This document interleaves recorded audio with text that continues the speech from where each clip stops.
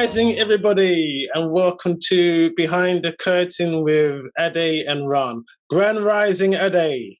Grand Rising. Today is a special show that we've been looking forward to, and it's been called Poets' Corner. What we've done, we've invited friends from all over the world to come onto the show and to share their work. Give opportunity to those people who want to share. Maybe for some people, it's the first time they've shared their work. So we're looking forward to the show. We don't know what people are going to read. We don't know what they're going to do or in what format. We did say poet, song, short story, a monologue, a play, a short film, whatever. We did say just the one thing to keep it to around 4 minutes, but even that is not strict. So thank you very much for everyone for being here. So on the screen right now, we have Elisabetta Quinti, all the way from Toscana. And we're joined as well with Eleonora Quinti in North London. And our first guest today, Sanne, who's all the way in Bali. Grand Rising, Sanne. Grand Rising. Good to be here. Thank you very much. Sanne, how did you feel when I first asked you to contribute to Poets' Corner? Nervous. Now, when you asked me, I actually really liked it because because I never actually share fiction work that I write. So I write short stories, but I never share them with other people, except for the group of writers that I weekly meet here in Bali. So it was kind of cool to try it out. Thank you, Sanne, for joining us. And the space is yours. Give me 1 second. Suga Ray just entered. I was just sending him a message, and I'm gonna put you on spotlight. See if this works. Okay. Ah, fantastic. We're ready. Yeah. Okay. I see someone standing outside and looking through my window. Holy shit, it's him. With his bruised face, the old blood still sticking on his left cheek. What a creep. How did he knew I was here? I want to scream very loudly. I'm not sure if he's seen me yet. The corner of the room I'm in is a bit darker, and because of the sound of the rain, he probably doesn't hear the audio of my laptop on which I'm watching a new K-drama. My breath is getting faster. I feel pressure on my chest. I try to really be in the present moment and not freak out, but this scene is scarier than what I've been watching on Netflix so far. There he is, in the dark alley next to my house, in the pouring rain. I feel a bit sorry for him, actually. He'll probably never hurt me, only himself. The first time I met him was a couple of weeks ago when I arrived in this town. I remember booking a Grab and 5 minutes later looking him in the eyes as the very first driver to pick me up and then drop me off at my preferred destination. He became my go-to driver, the person I could call when the Grab service was too busy, or at times in the middle of the night when I thought it was too risky to book just any driver out there. Little did I know I was already putting myself in danger with him. It started to get weird last week when he would suddenly show up in places where he dropped me earlier. A random party with friends, my weekly writing meetings, and an appointment at a salon from which I used to walk home. People would ask who he is, and I'd say, "Oh, that's my driver," trying to act as if I wasn't surprised by him turning up. But it did give me a creepy feeling, and I tell him to leave immediately. It was always as if he wanted to say something, but I wasn't interested in his explanation. Yesterday, it really got out of hand. Some of my friends already worried about me, and so when he again made an unexpected entry during a dinner, 2 guys from our group confronted him. Soon they took it outside, and that's apparently where he got a few slams in his face. I'm definitely not proud of how my friends handled this for me, but I felt a huge relief when he left. And now he's here again, right in front of my window. I'm contemplating about my own role in this. Should I not have called him regularly for the scooter rides? Had I given the wrong signals? Celine, Celine, are you there? He's shouting my name while banging on the window. I freeze. Celine, I found your bag in my scooter. I'm here to return it to you. What? My bag? With my credit card and new iPhone? The one I thought I'd lost last week? Right before he started to show strange behavior? No. Did he just try to give me my stuff back and therefore follow me to all the different places? I decided to get up, turn on the lights, and walk slowly to the window and open it. He smiles at me with his bloody face. I don't see him carrying my bag. Got you, he says, and shoots me in the chest.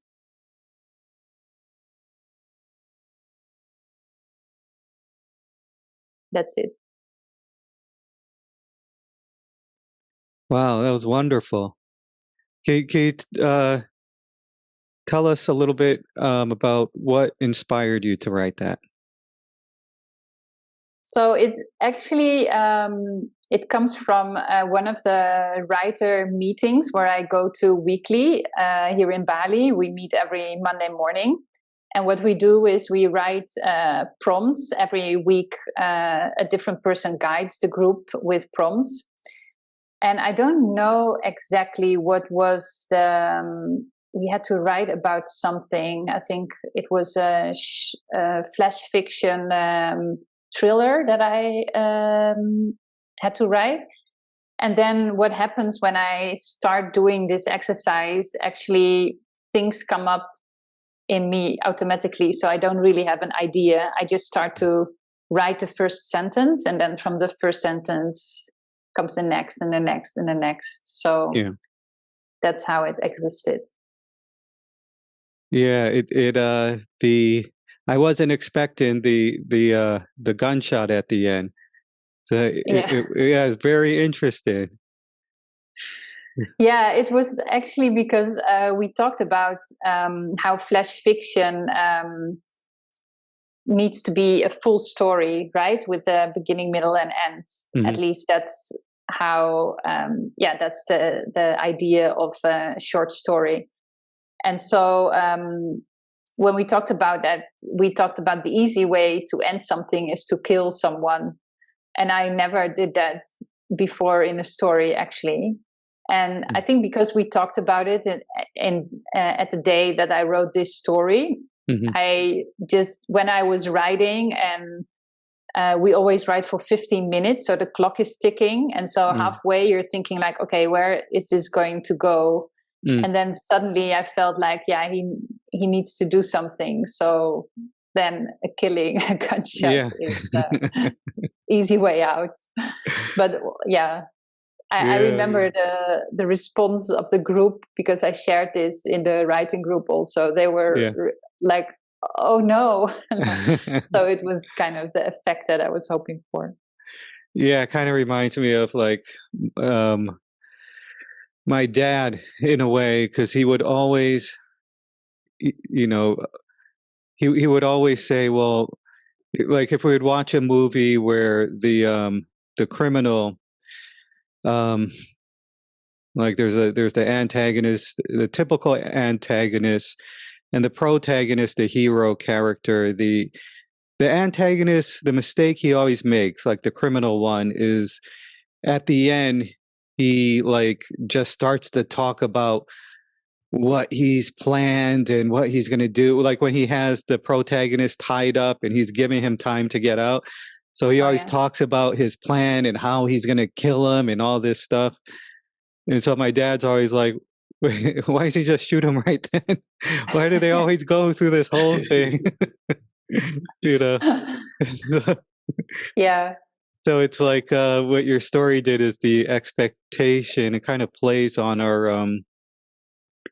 I don't know, on this level of,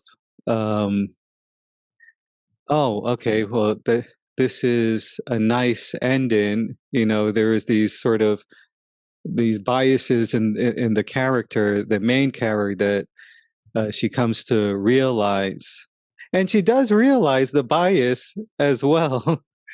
You know that, so that isn't missing, um, but it was true. You know, like that intuition was true as well.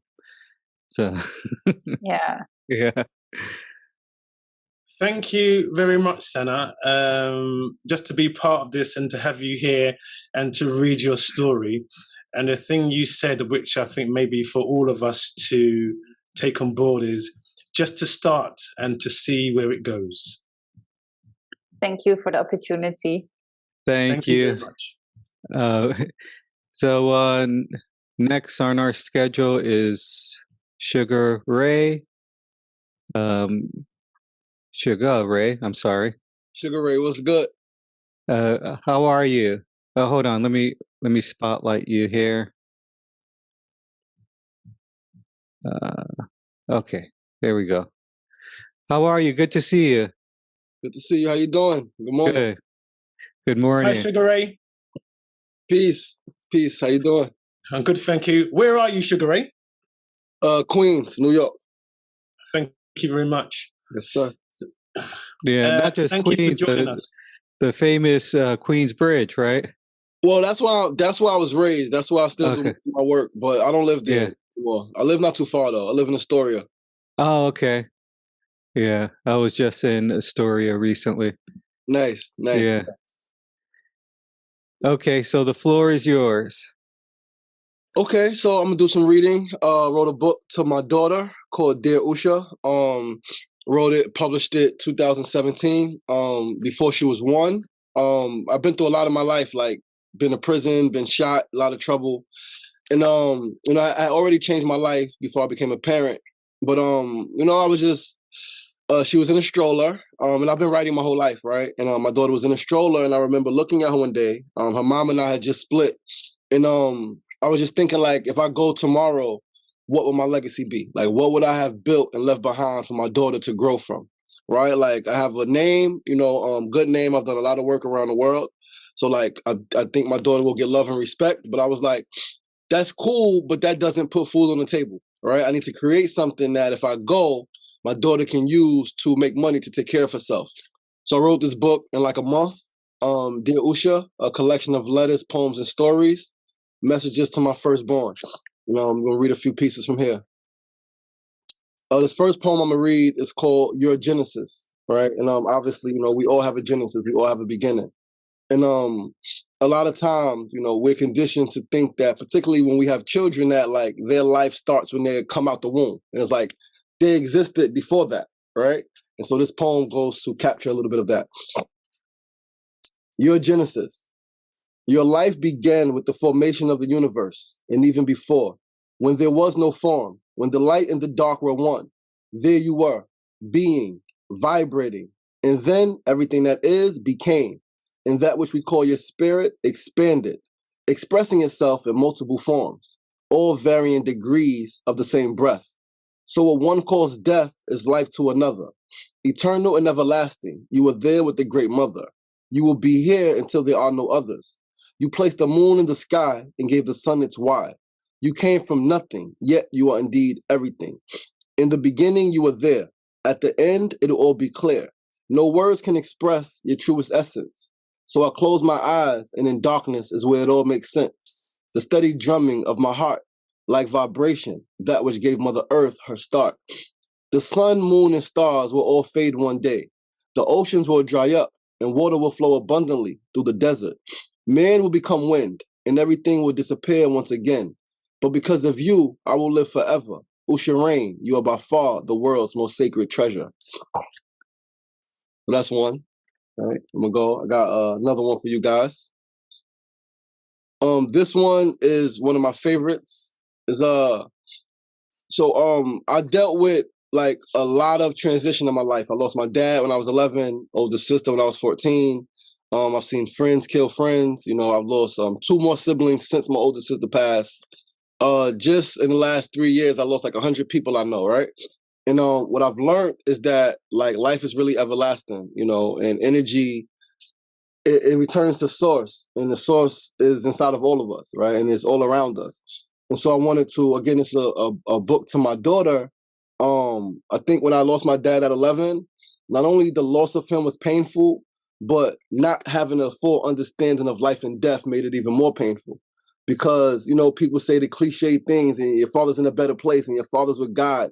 And none of that feels better. None of that makes you feel good, right? So it was like, what the hell? And I believe that truth sets you free when we fully have an understanding of something, is when we can fully like grow from it and through it. And so in this poem, I work to express to her that like, although physical life, right? Like we won't always be here physically, but we'll always be here spiritually and energetically. So this is called Return to the Essence. When your mother and I are no longer physically around, fret not, for we are everywhere around you and inside you. For we have returned to the source which dwells at your core. When you can no longer see our faces physically, look at old pictures. Close your eyes and mentally create our faces there. Or you can walk to the water and see our faces in your reflection. When you can no longer hear our voices, play some old videos. Close your eyes and commune with us. Or you can walk to the park, hear the birds singing, and know that's us. Beloved, when we are no longer physically around, it means we have returned to the essence, and we are once again one with the all.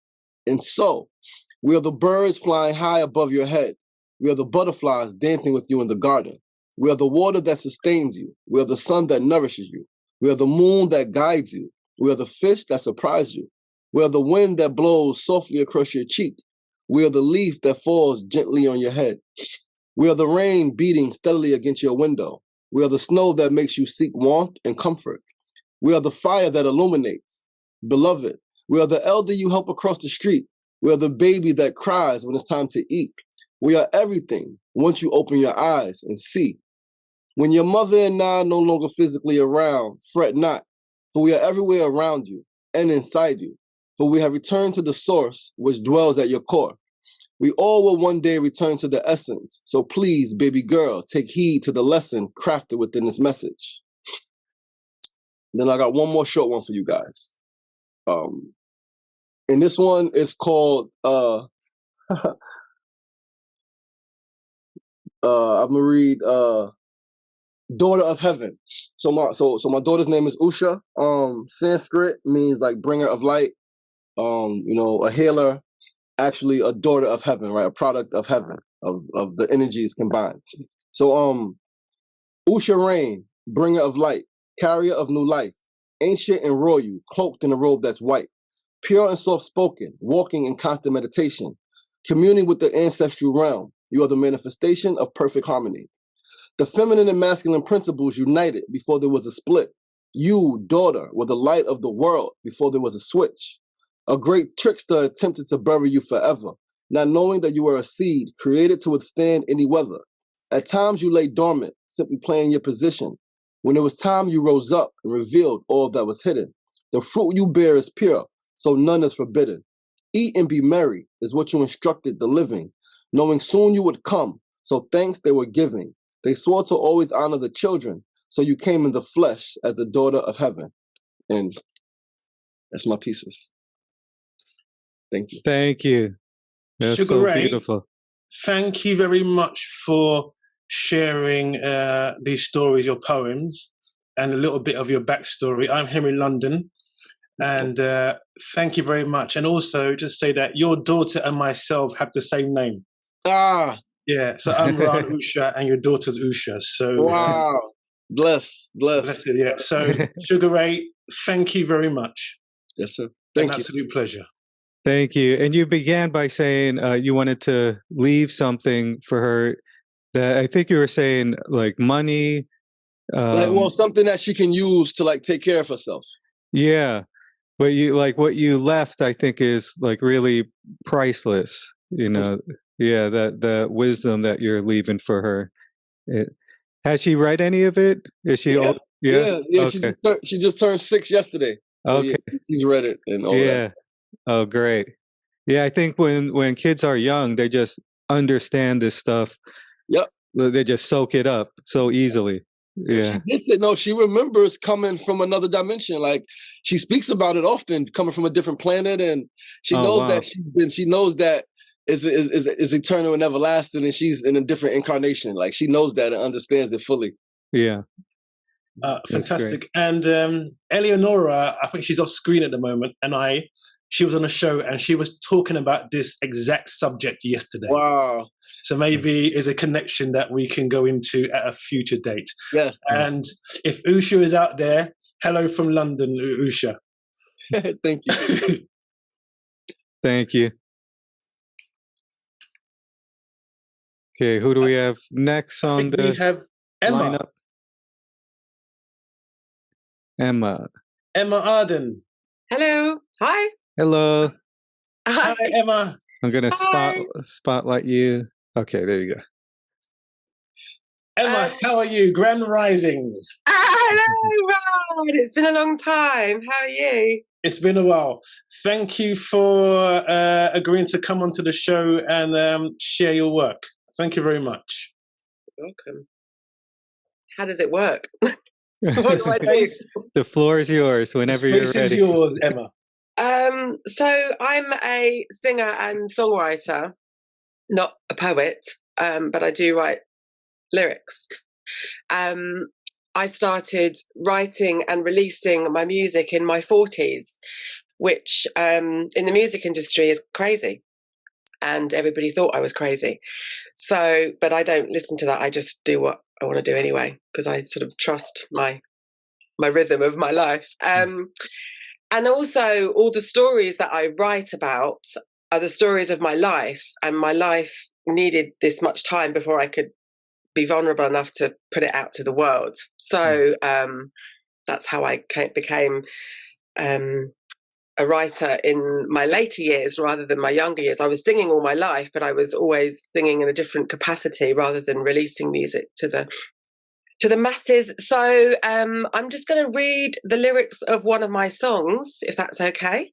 Mm-hmm. Perfect.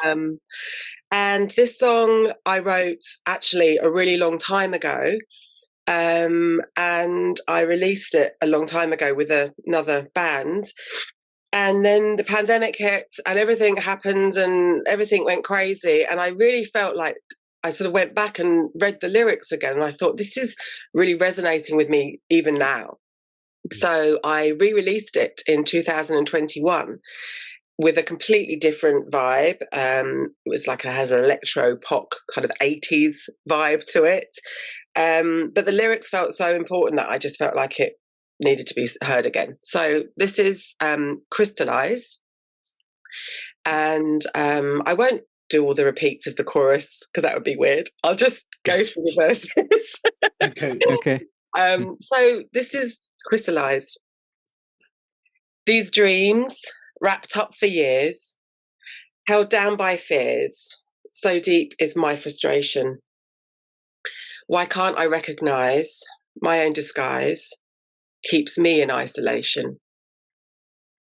I see this life when it's written on paper, it's greater. When will these gems crystallize?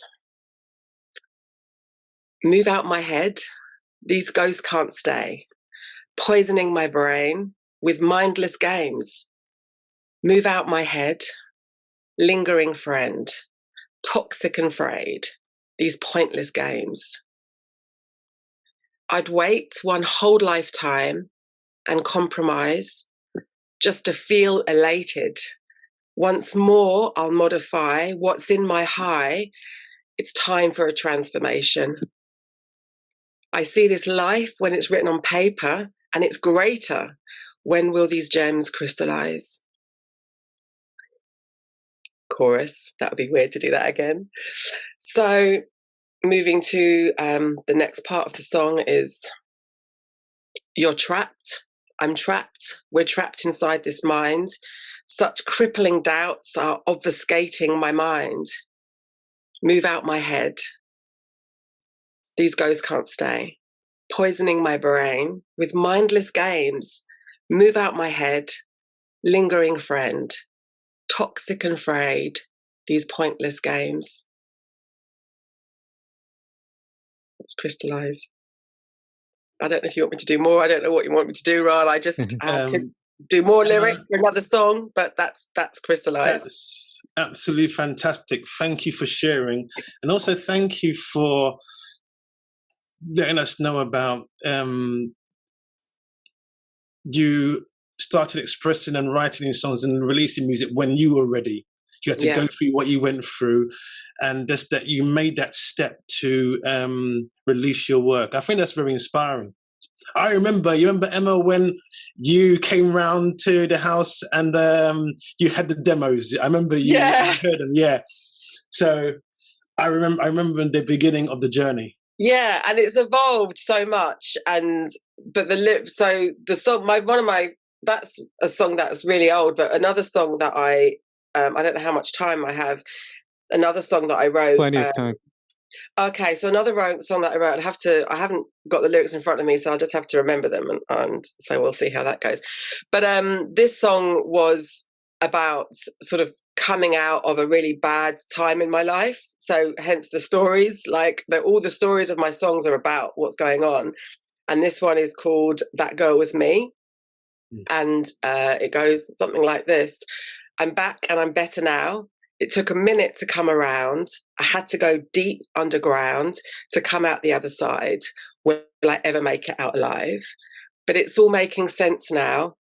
It's all connected. I see the clarity coming through. No apologizing. Can't remember the next bit. No apologizing. I'm allowing myself. I always sing it. I'm allowing myself to be the girl that I'm supposed to be. Who is she? I didn't recognize that girl as me. I've made it. Can you believe I'm free? I finally find my way to breathe. Could you believe that the girl was me? So that's just a little bit of another song that I wrote. And again, it's always about this sort of change that's happening in my life. So hence why the stories didn't come until I was a bit later and able to be vulnerable enough to share it, I guess. And what is your writing process like? Is it something you sit down to do, like you have some sort of routine, or is it more of just you get a spark of inspiration, an idea or an emotion, and you just go into it that way? A bit of everything, actually, Aid. Sometimes, so we've just recorded a new song called Inner Power. And that was about me losing everything in the pandemic, everything. So I just had to sort of reflect on how I've grown and how I've transformed from losing my business, losing everything, and just sort of starting again. So that motivation was there. That's what I want to write about. It sometimes takes a moment to figure out how I'm going to say it. Is it in the third person? Is it coming from my perspective? Is it how relatable can it be to other people as well? So you've got to think about that when you're writing songs. Otherwise, it's really narcissistic if it's all just like me. So you're trying to always make it relatable.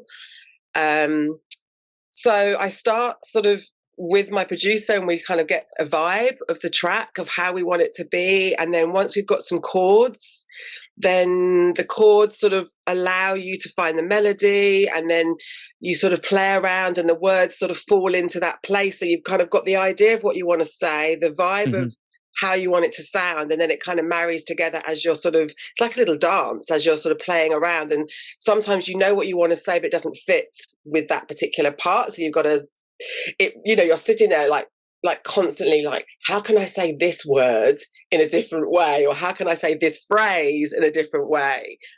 And I remember I did a song we did it in Spanish, and the girl who was translating it said, well, I can't translate it just word for word. It doesn't make sense.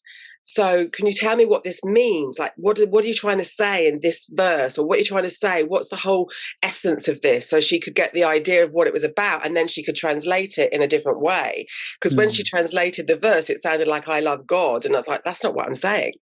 So she's like, okay, let's go into the essence. So I think when I'm writing, it's always about what am I trying to get out of this this part of the song, and what emotion, and I always like to have a story. So at the beginning it's here, and then it grows, and then it always ends up in some sort of positive way. So even though it might start off a little sad, it always moves into sort of like a transformation. Great. Thank you so much for joining us today. You're welcome. Thank you for having me. Pleasure Emma, meeting you. thank you very much, Emma, and I will see you soon. And thank you for sharing. And it's been a pleasure. I remember those years ago you were talking about it, and to hear you on when I signed up to your Spotify and I heard you on my phone, just to hear that from the beginning, the time, and what you did. It's really inspirational. Thank you, Emma. Thank you. Thank you. And where can people is there any way that people can hear your music? It's like everywhere, wherever you stream music. So Eleonora, ELA Nedra. So on my here it says Eleonora. That's my artist name. So if you just go and look into Spotify or Amazon or wherever you listen to music, it's everywhere. So Eleonora is my artist name. Yeah. And Crystallize is there, and That Girl Is Me. Those two ones that I've just done were there as well. And there's various other bits. Thank you. Thank you. Thank you.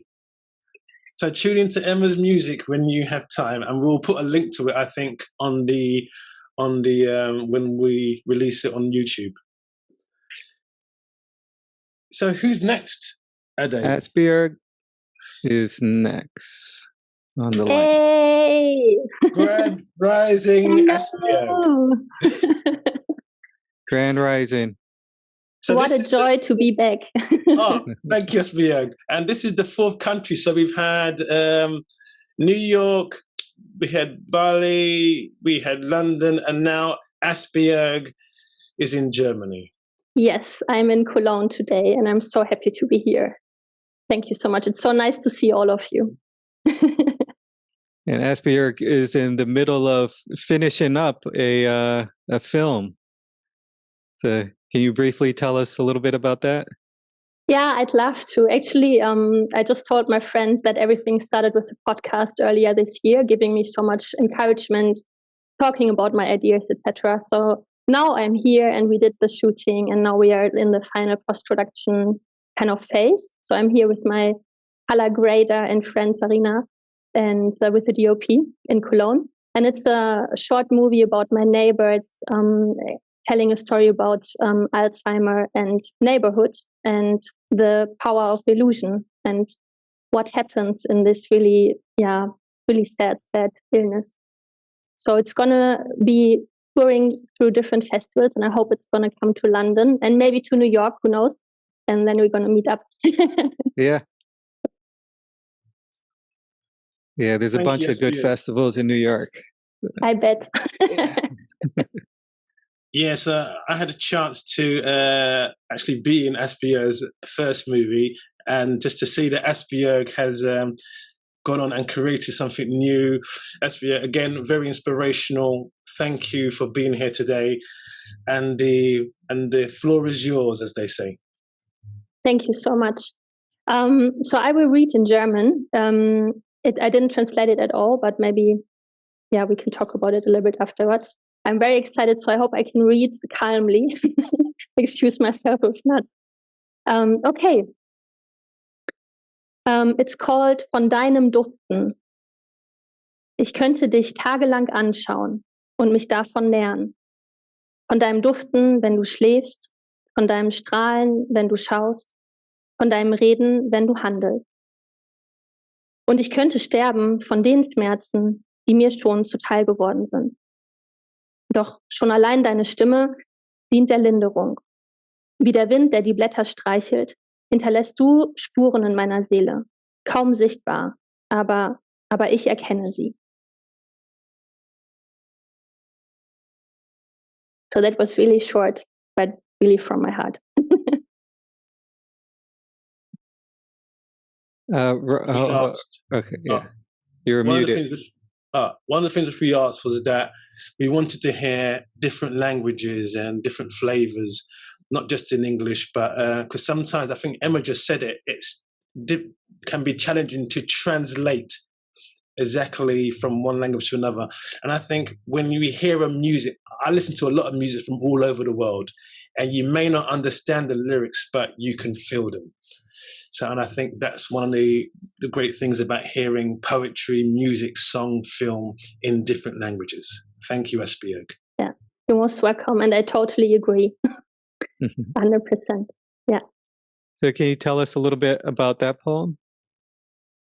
So it's kind of, it's a love poem. It's about how you can look at somebody and you can look at them and stare at them for days.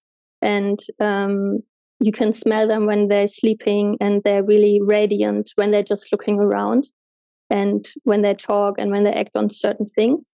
But then it kind of says you can die from the pain that already happened to you. And how just being with that person is really kind of calming you down and giving you so much hope and encouragement for that's happening. And it doesn't need to be a lot, but it's like the wind is cuddling the leaves, so it's just like really gentle movement, and it's already an encouragement. That's kind of what it is. Beautiful. Yeah. Asbirg, where can people follow your work or what you're up to? I know you're working on a film at the moment and other things you produce. Is there anywhere where people can contact you or get in touch? Do they want to watch your films? Yeah. What you're doing? So I'm working on my page at the moment, but it's best or easiest way is to follow me on Instagram. It's asbirg.naranjo on Instagram, and also my short movie is presented there. And Ran asked me to read a poem because he knows I've been writing for years and making music, etc. But not a lot of people know that. Not even a lot of people know about my films. It's only starting now. So the best way is really to follow me on Instagram and just see what's going on, I would say. Yeah. Okay. Thank you for asking. And so we'll add links in the video, the YouTube. Thank you. That's very kind. Yeah.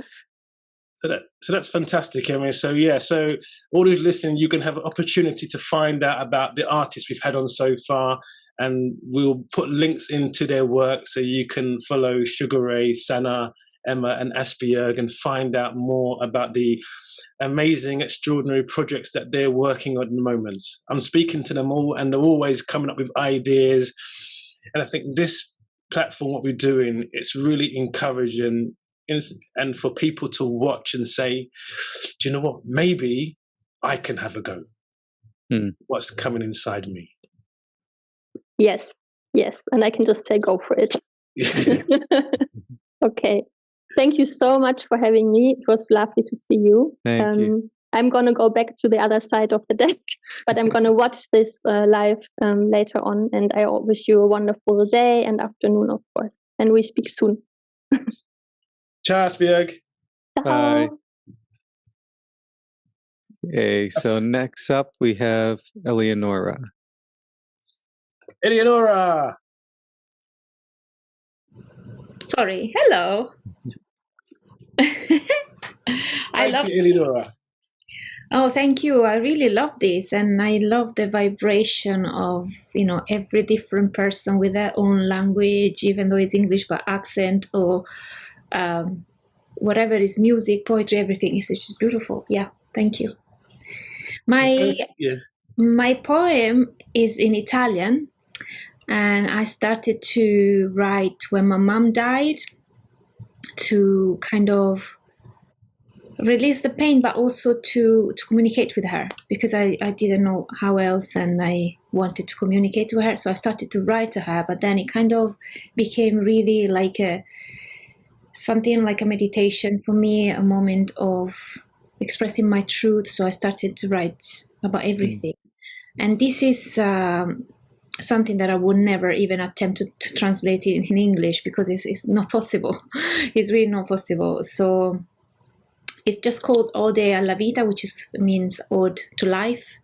and is something about welcoming the darkness that is always with me, with my fears and not understanding the meaning and why it's there, and also welcoming the light and letting the light illuminate my next path and making everything so beautiful in my life. And then how I understand how these two together make me welcome to life, because life is part of these two. There is darkness and there's light in life, and these two are our greatest teacher, both of them. So in the end, I let myself go to life, embracing the darkness and embracing the light. So that's how it goes. Benvenuta oscurità, che mi terrorizzi, ma allo stesso tempo mi intrighi. Sei come un dolce amaro, mi attiri, mi coinvolgi. Io ti spingo via lontana, fuori dalla mia aura. Chi sei? Cosa vuoi? Da dove vieni? Perché mi cerchi? Perché mi travolgi? Benvenuta luce, che splende dal mio cuore. Ti sento, ti vedo, mi accendi l'anima e mi illumini il cammino da percorrere. Luce, oh luce, mi attiri, mi scaldi e mi sostieni, anche quando soccombe l'oscurità. Benvenuta la vita, con tutti i tuoi bagagli di emozioni, amori, dolori, colori e sapori. Tutto racchiude la tua magica lezione. Non ho più paura di accoglierti e farmi mia. Stendo le braccia a te, ti lascio avvolgermi su tutto il mio essere. Mi faccio sommergere dalle tue onde energetiche. Mi curi, ti seguirò ovunque tu mi porterai. Credo in me, credo in te e credo in noi. That's it. Thank you.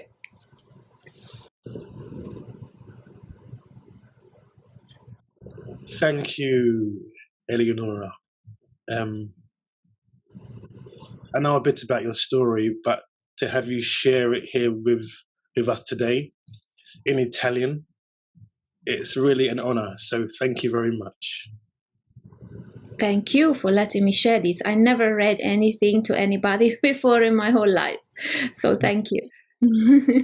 Thank you. I really enjoyed it. I didn't know, I don't know the language, but it just sounds so beautiful and I can feel it. And so Thank you. Thank you. Eleonora, I know you've been doing lots of work recently in your healing work and in your story work. Can you tell us where we can find out more about your work and what you're doing?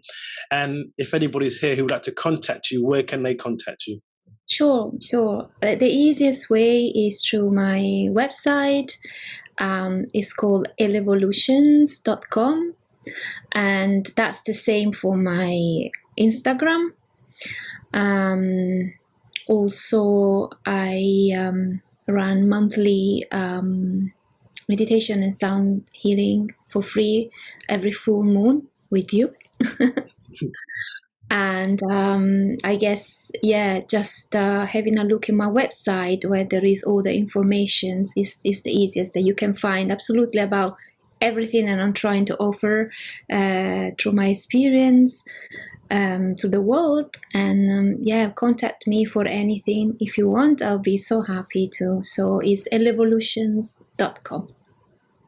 Thank you. We will put a link to that on the page, Eleonora. So thank you very much. Thank you. Just the fact that you shared your work, the first time you shared it. Again, anybody watching, most of the people so far, it's the first time they've shared, and to have you come on and do this, it really does. It can ignite a spark in, if we have an idea, okay, I can do it. I can make that step. Can you repeat your website again? Can you spell it? Yeah, it's elevolutions.com. So ELEVOLUTIONS.com. Okay, great. And I've had many healing sessions with Eleonora, and they've been wonderful. I just had one, I think a week ago. Going to have another one, and so Always a pleasure, Ade. It's really. it's really, really great. And you were on a podcast, Spirit Baby Radio podcast recently. Ron sent me the link. I'm going to listen to it soon. Yes. But so people can check that out as well. We can put that link there. Thank you. Well. So thank you for joining. Thank you. Okay. So the next person, Eleonora, if you could keep your vocals on. So the next person who I'm so excited is here today, Elisabetta. Ciao, Elisabetta.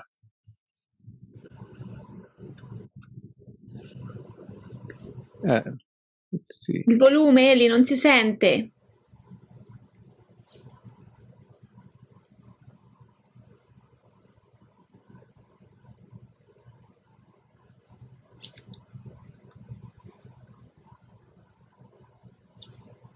Non si sente. Okay, so He's having trouble with the audio. Yeah, she's not muted. It's just there's something with the audio. She's not muted. No, non ti si sente. Tu ci senti? She can hear us, she said. Okay. There you go. Avevo le cuffie, ma non capisco perché. Va bene. Salve a tutti. Vi do un saluto italiano perché non conosco una parola di inglese, quindi io ho solo ascoltato ma non ho percepito niente, però è stato bello. She said, traduco. She said that she loved to feel everybody's words, although she couldn't understand anything, but she could really perceive, and she really enjoyed it somehow without understanding but feeling. So it's good. Grazie, Elisabetta. Prego, grazie a voi. Grazie. See, I asked if you can translate this to Elisabetta as well. Okay. See, I asked Elisabetta a few months ago to read her poem. Ho chiesto ad Elisabetta un po' di mesi fa di leggere il suo poema. And I'm so happy she agreed. E sono felicissimo che lei ha accettato. Anche io. She said, me too. Yeah. Elisabetta. Leggo? Sì. Vai. Vai. Luce. E il vento spazza via tutte le ombre oscure.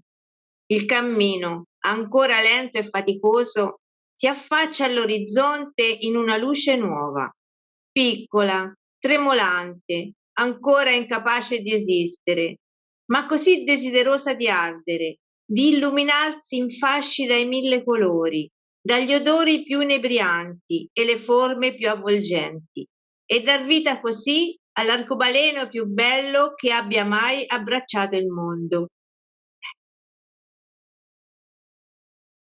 Grazie.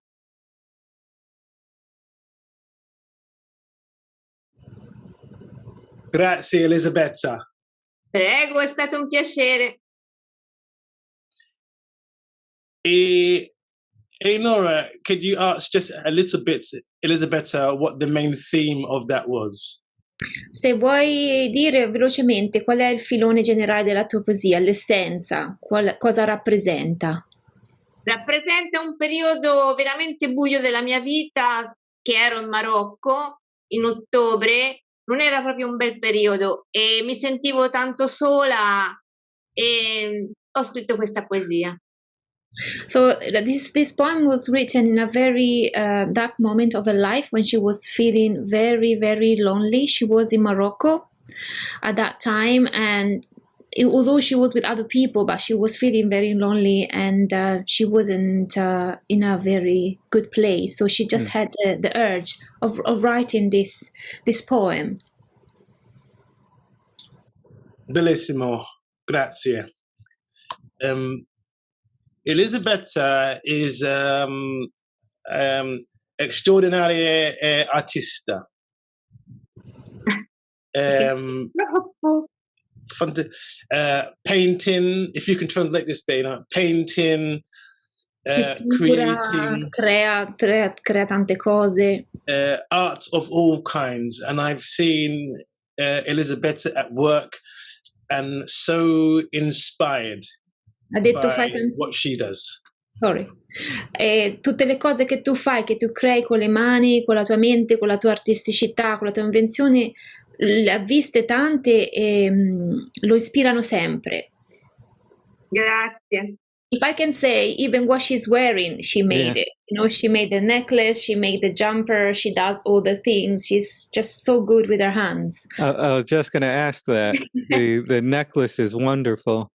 Io ho detto che fai il tuo maglione, l'hai fatto te, la collana. Infatti Ade ha detto che ti voleva chiedere della collana perché gli piace tanto. L'hai fatta te.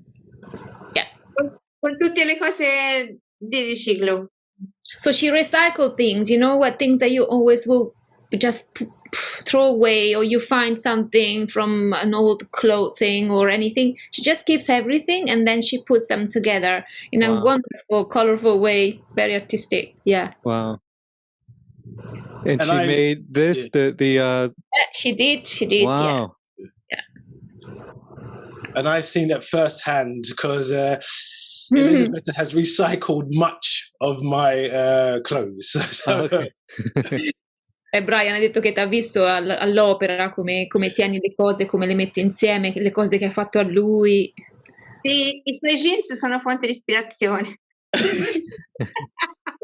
She said that all the clothing you're giving her has been inspirational for her.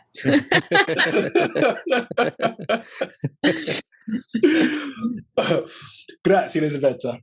Prego, mandali a Natale. Grazie. Okay, Grazie a voi. Devo staccare il microfono? Sì. Ok. So we have Liz, but Liz is not here. Dominique. I can fill in. I can read something. Okay, Ade. The floor is yours. Okay.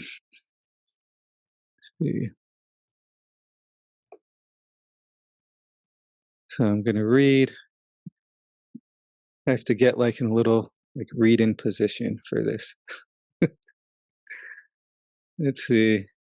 Okay, a little nervous. I haven't read anything out loud. I guess no one has.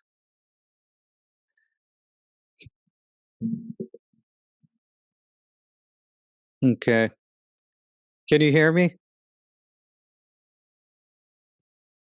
Can you hear me?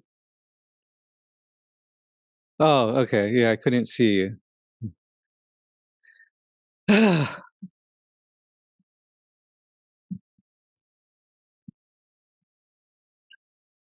Okay, I'm going to start soon.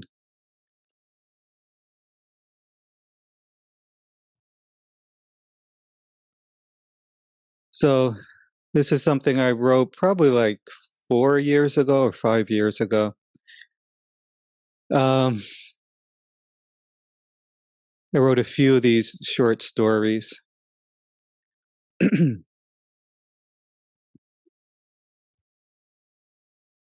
young girl's name was Sue Ann Robinson Divine Habernacle, but people called her Sue. Her father was what some would call a spiritualist or spiritual light, but Sue thought of him as the man who likes to climb trees and talk to himself all day. Sue would often ask her mommy why Dad spent so much time sitting in trees.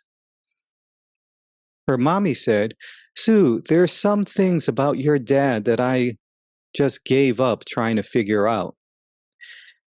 This didn't satisfy Sue's curiosity whatsoever. She was especially curious because she wanted to spend time with her dad and missed the days when they'd play with her toys and make funny sounds.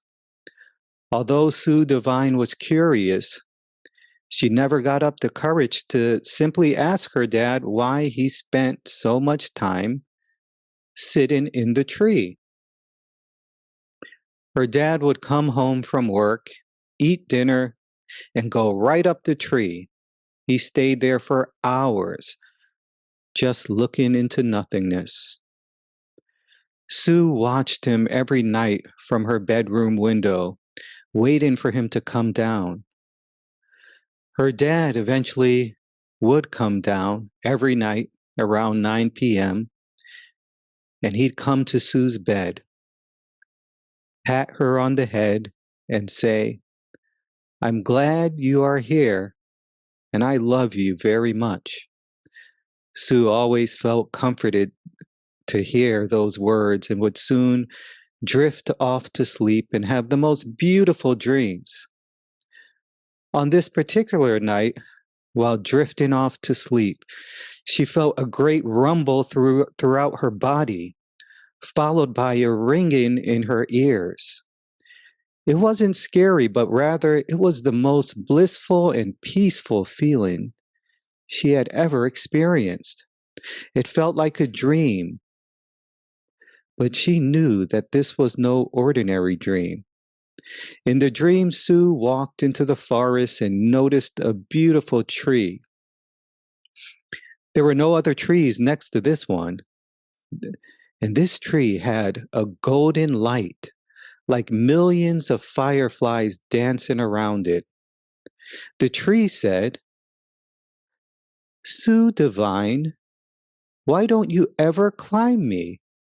The voice of the tree wasn't blaming or sad. It was calm and peaceful. Sue said, "I've grown angry at you for taking my dad away. I never see him anymore." The tree said, "I understand, my girl, and I'm sorry if I've hurt you.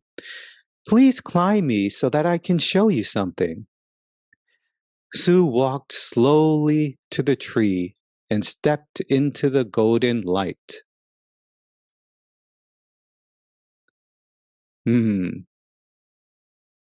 Her body began to vibrate intensely. It felt like every cell in her body was dancing with the golden light. She climbed easily up the tree and laid back on a wide branch. Suddenly, small, thin branches came out and supported her back, making her feel very comfortable and secure. Sue looked down at her hand and noticed that it was translucent with that same golden light.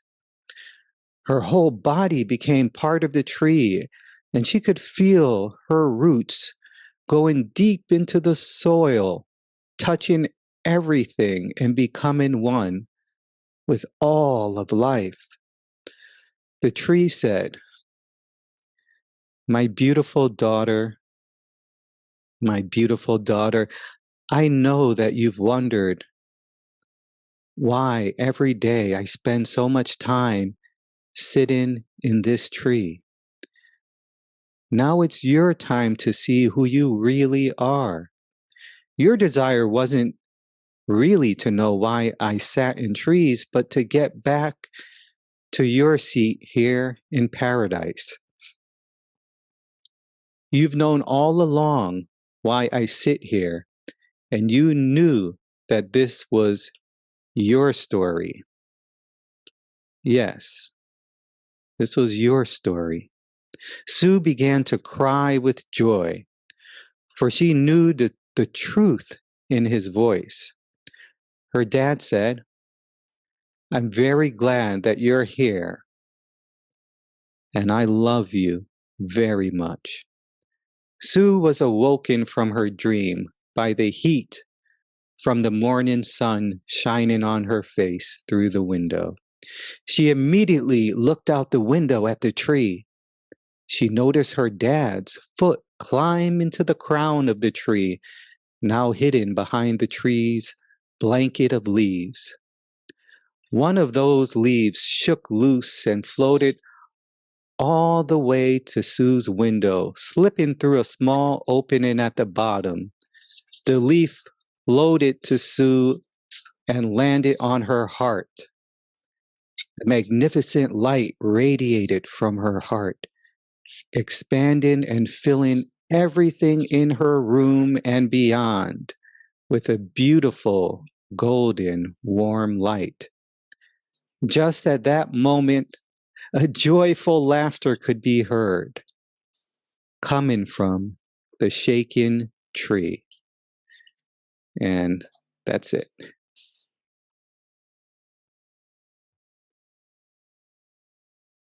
Eleonora, if you could unmute yourself for a second. And if you could be co-host for a second while we chat to Ade for a bit about. Ade, what are the challenges or the feelings that come up when you're sharing your work for the first time or sharing at all? What I'm sharing like presenting something or just sharing or just sharing your work. Like before you read the poem, I saw you take a deep breath and you looked. Yeah. So what's going through you? Maybe that can help others who find it challenging to share. Yeah. Like when I'm gonna the uncertainty. I like control. I like having I like the delusion of feeling like I have some control. And so when it's something that's that is unfamiliar, when it's something that's new, and then I have to put myself out there, and if will people like it? Will I fail? Like, a lot of it's just this, nerves. Yeah. So, that's, I've always had that. I get terrified. Yeah. But Ade, that was so wonderful. I really, really enjoyed it, and I felt really, really drawn into it. Can I ask you when you wrote this, and how were you feeling before writing, after you wrote it, and how were you feeling now that you were actually reading it for us? Oh, okay. I'll start with the last question. I feel great after, like, once I started reading it, once I kind of jump off of the ledge, then, it feels very exhilarating.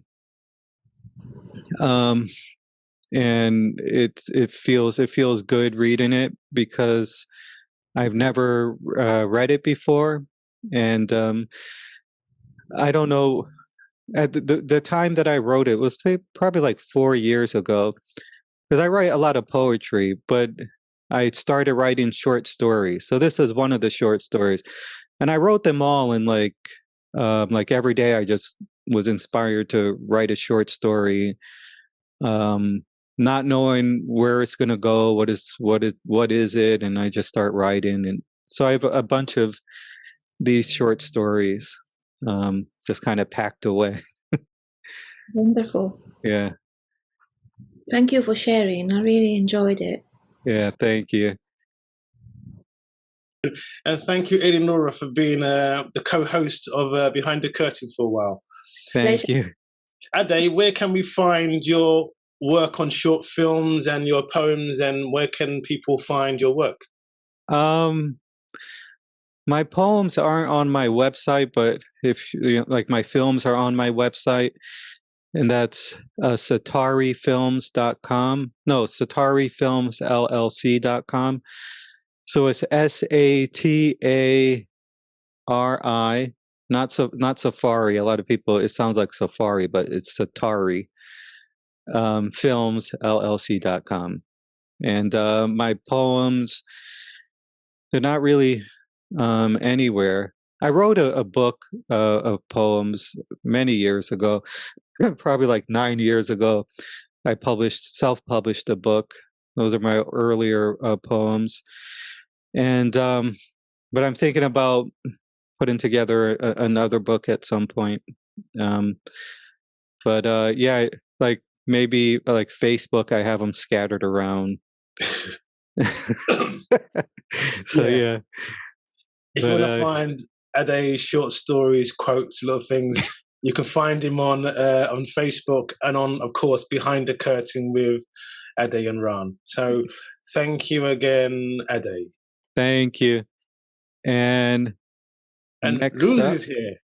Luz. Hello. Hi everyone. Hello. Hi, Luz. Can you hear me okay? Yes. Yes, we can hear you. Fantastic. Thank you, Luz. I haven't seen you for a while, so how are things? I know. Everything fine. I am a bit nervous, I have to say. I didn't expect to be this nervous.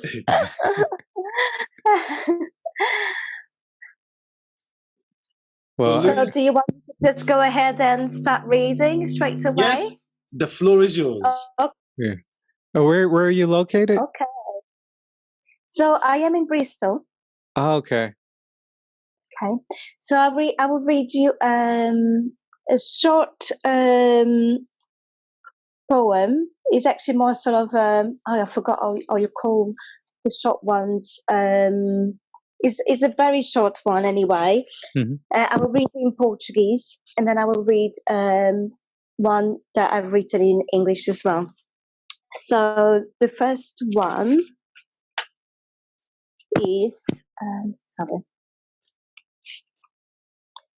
O meu coração é como uma lua, sem estações, apenas gelo e deserto. So, and I'm going to now read the one I've written in English, and the title is My Crown of Spines. Who would have thought that one day you will be the holder of my freedom? Who would have thought that the one I hated so strongly would teach me how to love and liberate myself? I'm sorry I've tried to tame you. I wished you were like others, well-behaved, standardized, and conformed with social norms. I apologize I once treated you as a criminal. As for the more I tried to domesticate you and wanting you to become something else, the wilder you became and the frustrated I grew. It took me a while to realize this never-ending cycle. For me to let you be, and for me to open my eyes and heart. The more I embraced you, the beautiful you became. You made me fall in love with you, and the intricate lies were lifted from my eyes. Like a swan in all its majestic glory, you swim away. And that's the end. That was beautiful. Absolutely beautiful. Thank you, Luz. Where did the inspiration for both poems come from? So the first one was a heartbreak, and the first one is comparing my heart to the moon without seasons, only heights and desert. So that was a heartbreak. And I always have a tendency to write when actually I haven't written for a while, but I always have a tendency to write when I'm feeling really low. It's when I actually do my best piece of work. It's when I'm feeling really sad. And the second one is actually about my journey of acceptance of my natural hair, because I grew up in a mainly white environment. So, you know, the standard of hair is more to do with, was more straight hair. So and even, even back in the day, even within African community, it was not actually something that was accepted to the natural hair. So from a very young age, I felt that, my hair was not nice, it was really not beautiful. And so I started straightening my hair very, very young. And then when it became more acceptable, I started to getting back my hair to its natural form. And so it's about really the journey to accepting my hair and rediscovering actually how my hair actually looks like in a natural form, because I was always straightening, so I didn't know anymore how it actually looked like. So yeah, that's what it is about. Thank you, Luz. I mean, just the subject of your last poem, I know it's something that many people, many, all over the world have gone through. So thank you for sharing. Thank you. Thank you. Yeah, Thank you. after you explain that part, it's like even the poems has so much deeper meaning now. So it's wonderful. Luz, would you mind the one in Portuguese again? It's just the sound of the words as well. What we're getting here, we're hearing different languages, and just the sound of it as well. I found it really beautiful. So if you can do the one in Portuguese just one more time. Sure. Okay. So, o meu coração é como uma lua, sem estações, apenas gelo e deserto.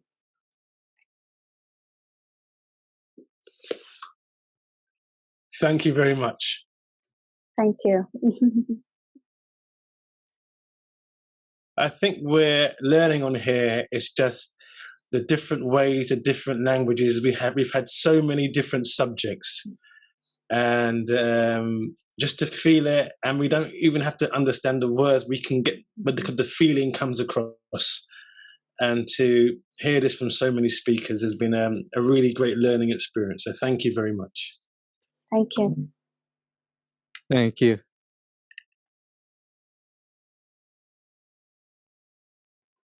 Okay, let's see, Sierra and Dominique. Okay, and then Endria. So, Ron, I think you're up. Okay. Oh, thank you very much. Okay. So I wrote this 2 weeks ago in about, was it 5 or 10 minutes? And it's through, I was going through a fast at the time, and there was many deep lessons I was learning, and this poem came out, and I've resonated with how I was feeling.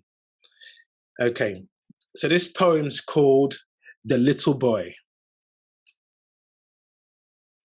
Sometimes I see a frightened little boy. He comes out in my reaction to things people say or situations I'm in.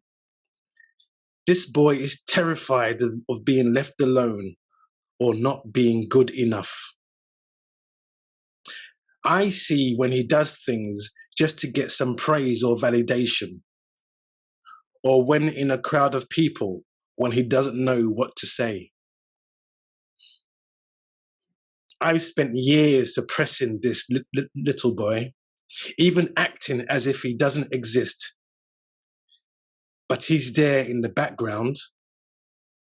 I see him in my shaking hands, in the way I speak, and the tension in my body. I see him when jealousy rises or when he finds it difficult to give and accept love. How hard it must be for this little boy to be ignored all of these years, not wanting anything except to be listened to and held. I've ignored his screams and cries and covered his face in a mask, anything and everything for him not to exist.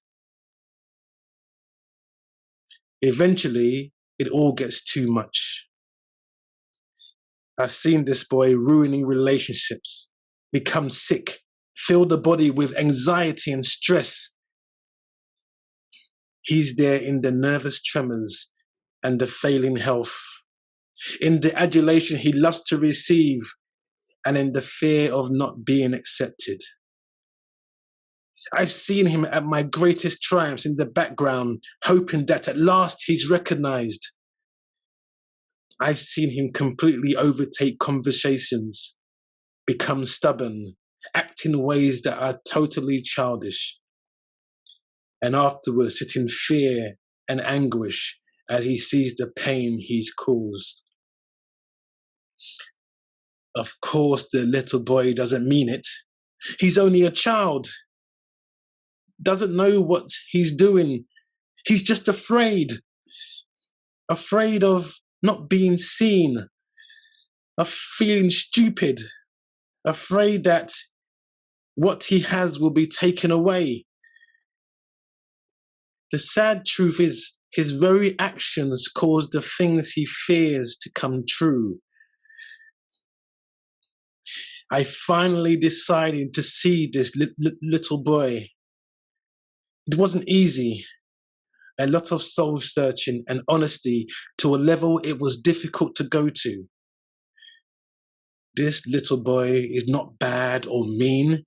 He's not jealous or vindictive. Those are just how his fear is expressed. I see you, little boy. Come to me. Let me hold you and tell you everything is going to be okay. You don't need to be afraid anymore. Nothing is wrong with you. Something happened to you. You are made of your highest dream and aspirations. You are loved and you are love. You are the stars, the moon, the sun. You are the universe. There's no need to be afraid anymore. I will never again deny you. I free you from this pain. My heart open, a bed for you to rest until you need it no more. Little boy, you are my greatest blessing, not my curse. You are the highest that I fear to tread.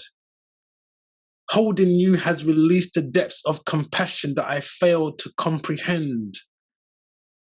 Little boy, you are my greatest teacher, who stayed with me through years of rejection, decades of knocking at the door which went unanswered.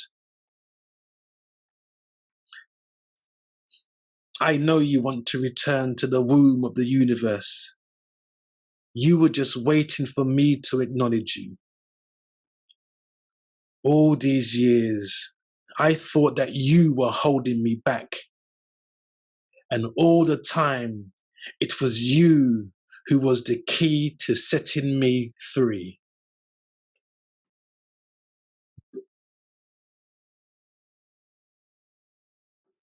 That was wonderful. So, Eleonora, I'm going to ask you to co-host again. Wow. I felt emotional. I really felt emotional. So, yeah, that I can very much resonate with that one, and I really enjoyed the and I have experienced that little boy. I'm sure we all have that little boy inside of us that we reject and condemn but it continues to knock on our door, and it's also the key to the door as well. So it's that was really, really great. I enjoyed that. Thank you. Yes, truly, truly wonderful. How did you really? I guess it was a liberation for you. I guess to finally set that boy free. How were you feeling while you were writing this? What was the process inside of you? I think just to be open and honest. And I think when you just allow it to happen, you feel just weights fall off your shoulder. You feel that a lot of things that we've been carrying, we can let go of. And we read a lot of work by Gabor Mate or spiritual teachers. And I think sometimes we can apply it to other people. What about if we look at it ourselves and look at the things that we've gone through and not just look at it as a third person? And I think to do that takes a lot of honesty and truth telling. And I don't want to use bravery because it's just to let it out. And I don't know if that's brave. I just think it's to be honest and truthfully. And when this happens, and I think when you have any kind of opening, it doesn't affect just one part of your life. It affects all the parts of your life. It affects how you treat your partners, how you work, how you treat other people, how you look at yourself. And I think these little cracks that we have, if we can allow ourselves to open the door and look and go behind the curtain of our own beliefs, of our own ideas, and see what is it really that's going on. That's a huge liberation. And I like to call it the new way. I think the old way has not worked. So what about if we try and speak truthfully from this new way of being? And it's not that we have to find freedom out there. We are free just to express it. Yeah. Yeah, I think your words should be heard, especially from men, because, you know, I think there is always this, I don't know, line in society that men are proud or they're not really more willing or brave, I don't know what's the word, to express their feelings and their fears. But that could really be, you know, as Ade was saying, so many people will relate to that. So I really think you should put this poem out there somehow in some forms. Yeah. Thank you. Thank you. And where can people find your work? And, you know, Ron just actually finished, what is it, 3 showings of his play? Yeah, just one recently on the 20th, November 20th was the 3rd time. Yeah, so this year we created a theatre company called Voices of Jed, which you can find on Instagram. And I asked a friend to write a play, and we did it. We wrote a play, directed it, put it on ourselves, and we put it on 3 times. It was called The Chair. And it was one of the, I think one of the greatest moments of my life to put this play on. And it came from a single idea. And the idea was, rather than wait around for others to give us chances, why don't we create it for ourselves? Yeah. And let's just do it. Yeah. And we find that what we think are barriers are just concepts and ideas we have created in our own minds. And you can dismantle those. So it was a wonderful learning experience. So if you want to learn more about the theatre company, it's called Voices of Jed, which you can find on Instagram. I'm on Facebook. And surprise, surprise, you can also contact me through Behind the Curtain with Ade and Ram. I like how you've plugged us several times. But again, Behind the Curtain with Ade and Ram came from a single conversation. Yeah. So, yeah.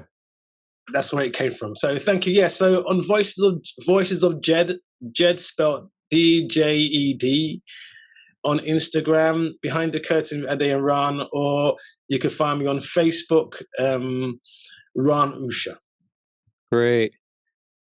Okay, so thank you, Ron, for sharing your wonderful work with us. And we have 3 more presenters. I think, let's see, first, hello, Sierra. Our next presenter is going to be, who is the 312 area code? Is that Dominica? I don't know.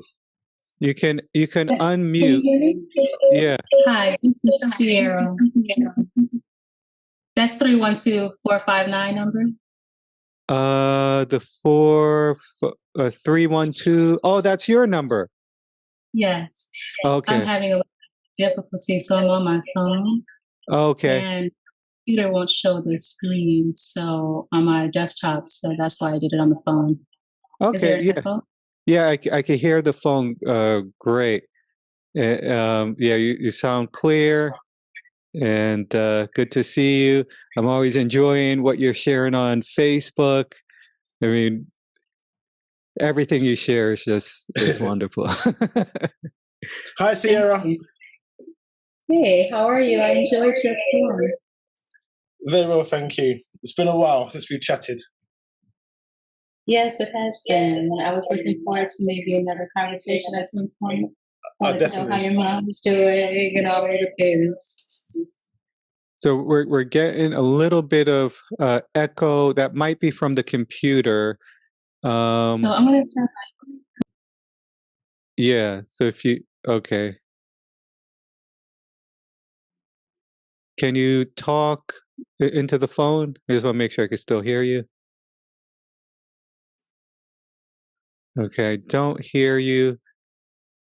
So I think that I have to put it on my cell phone because I can't. You can't hear me if I just push on.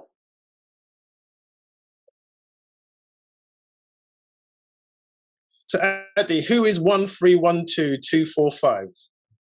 That's Sierra. Sierra again, yeah, okay. Yeah. And Endria has joined, and she will present after Sierra. Yeah, I could. Maybe if you turn the computer volume down, you won't be able to hear us, but I think it won't have the echo. Okay, is that better? No, it's still going to have an echo. Okay. Well, maybe the next presenter, and then I can see if I can fix the audio. Oh, okay, yeah. So we'll go on to Endria. You're going to present now. So if you want to come on screen and unmute. Hi, Endria. Oh, finally. Hello. Hi, good morning. I'm going to spotlight you. There you go. Hi. So, hi, Endria. I've heard all about you. Oh, I've heard also about you. I certainly hope not.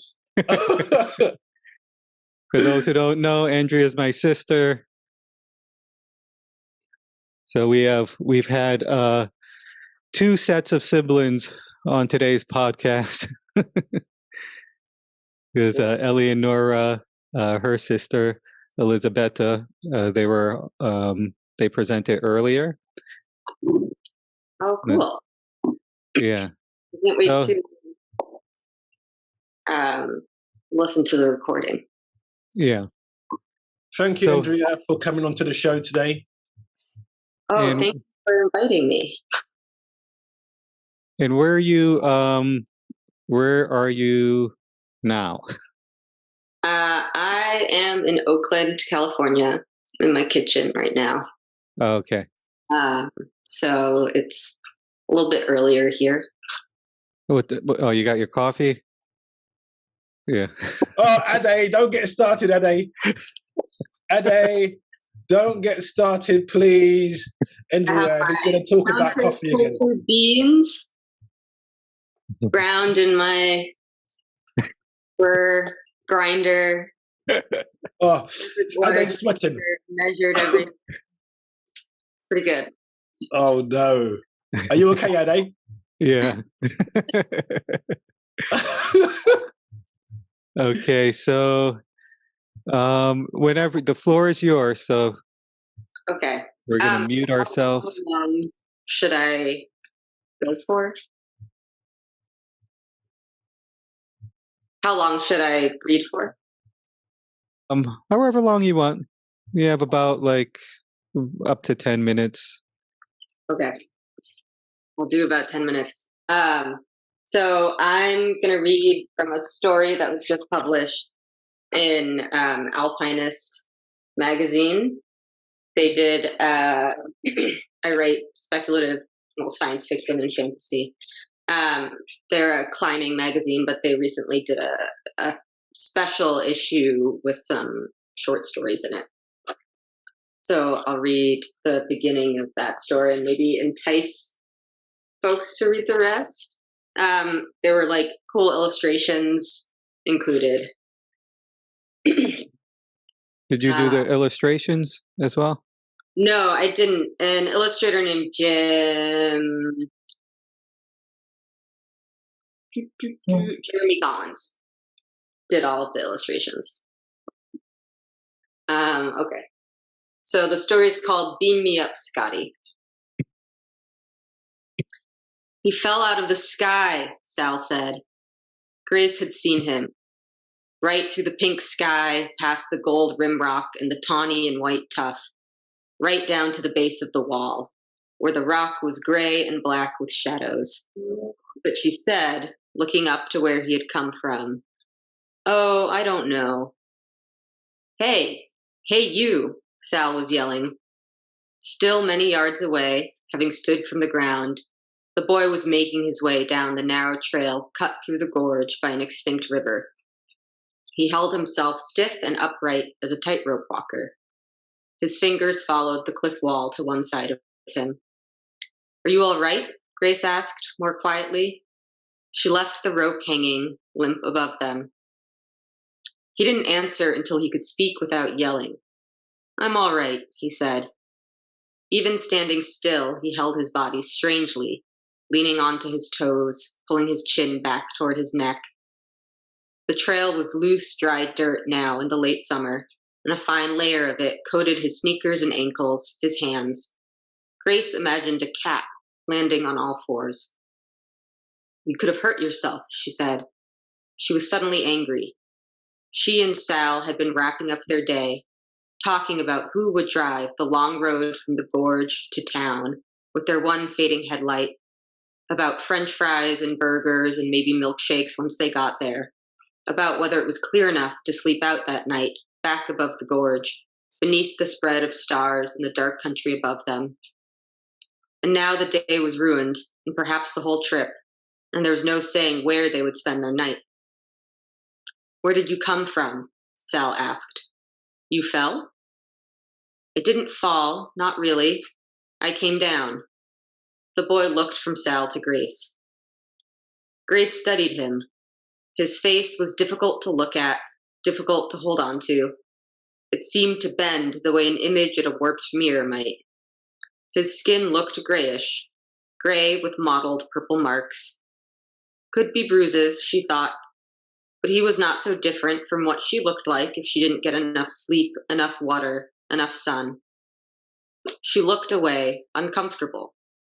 It was easier to look at the woody sagebrush all around, with curves and angles that didn't make her feel as though she were seeing double. "Do you want to sit down?" she asked, calm now. So this time was ruined. It had been a good time, and she would remember it for a long while. "You'll feel better." She raised her hand a little to pat his arm, but he backed away, quick as a brush lizard, scrabbling at the close canyon wall, trying to find purchase somewhere. The toes of his sneakers slipped against the blunt rock until, defeated, he stood in that funny way on the loose trail. He left one hand clinging to the rock, then shook his head. "No, I'd just like to get back." It's a long way to cell service, Sal said, worried. It's a lot of scrambling just to get up to the rim, and then it's a hike on the road to the car. Do you think you can make it all that way? Grace could see Sal's mind working, trying to decipher, trying to understand. What to do when someone falls from the rimrock, walking, talking. And wasn't she herself worried? The narrow trail wound for miles, down from the fire road, through the canyon, along the old river's path. They really were far from everything, everyone. She tasted bitter saliva at the back of her throat. Yes, she was worried, but she felt it from far away. The boy didn't answer for a time. He hadn't moved his hand from the chink of rock he'd slipped his fingers into. Now he let go carefully. He took one step forward, then another. He kept his eyes on the yellow dirt, the pebbles, the faint path that scrawled on ahead as he stepped, lifting each leg high enough to clear an invisible hurdle, placing it down slow and careful as a deer. He made it a yard that way, stopped, and looked at Grace. He licked his lips and shook his head. We could go up there, Sal said, gesturing to a faint lie of compacted scree leading up the steep western slope. And they looked from the kid to Grace. Try to call someone? Drive to town? Grace looked at the slope, her eyes following it up and up until the gray-white scree disappeared into the sky, like walking on air. Yes, cutting right up the slope would at least shorten the hike to the car by half. The temperature had already dropped a degree or two in the gorge, and it would be dark soon. Sal was inching up already, eager to do something. Rocks spilled beneath their sneakers, tumbling little pebbles into a pile at Grace's feet. She reached down and touched the little rocks. She had fallen too. Not that day, but many years ago. The memory was rising up in her throat from where she had pressed it down. It was always rising, and she was always pressing it down, a tireless squeezing motion she could make deep inside of herself without thinking about it. And now, cool, dusky air was gathering around her, and the scree looked loose and unstable, and she pressed it down again. She picked up one of the little chalky rocks and slipped it into her pocket. No, she said, not all of us. Sal brightened. Just me, then? And you'll stay with... Their eyes flicked to the kid, flicked away. Then you'll stay until I send someone? Sal was never afraid of going up. They were excited to get to the tops of climbs, to look around for whatever was higher, to go up again, to bring Grace with them, higher and higher, showing her the sky, the clouds, the great hawks and vultures lifted on pillars of warm air. Look how they float, they'd cry, like spaceships. They go in all directions. Sal was the first to find her when she appeared at the crag, a little lost, unsure of what she thought about this place. They had said, "Would you like to go up?" And she had answered, relieved, "Yes, I'd like to go up." That felt like a long time ago. Today, she and Sal had spent hours on the cool rock, taking turns trying out a steep climb. Her hands were raw and bruised from the long crack in the cliff that began wide as a body and then pulled closer and tighter until they could only place their hands and then their fingers inside and twist them to hold their bodies into place. The most difficult section was a protrusion of rock they needed to pull their bodies over. They had each tried and fallen many times, gasping, swearing, swinging into space. From below, as they hung in the bright hot air, it looked like they were floating. "Beam me up, Scotty," Sal would yell down when they were ready to reach the rock again. Then Grace would haul on the rope to help lift them.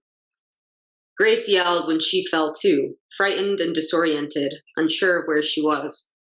She would not yell, "Beam me up."